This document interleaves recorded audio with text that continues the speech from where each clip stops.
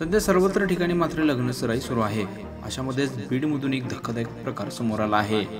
ते म्हणजे बीडमधून सध्या असं एक प्रकरण समोर आलं असून लग्नानंतर एका विवाहितेला समजलं की तिचा पती नपुसक आहे। यानंतर मात्र तिने पोलिसांमध्ये धाव घेतली। आपला पती नपुसक असल्याचं लक्षात येतच याबाबत आपल्या सासू आणि सासऱ्यासोबत बोलली, मात्र त्यांना तिला त्रास देण्यास सुरुवात केली।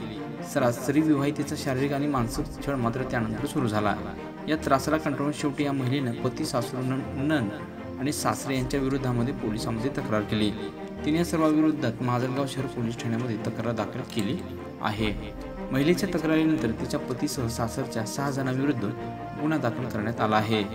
या प्रकरणातील पाटोदा येथील एका मुलाचं लग्न माजलगावमधील एका मुलीसोबत एप्रिल 2022 मध्ये झालं होतं। यानंतर काही काळातच मात्र पती नपुसक असल्याचं तिच्या लक्षात आलं। तिने याबाबत मात्र आपल्या सासरे आणि नणंदला माहिती दिली, मात्र यानंतर सासऱ्याच्या मंडळीने तिला टोमणे मारून छळ करायला सुरुवात केली। या सर्व गोष्टीनंतर मात्र तिने पोलिसांमध्ये धाव घेतली।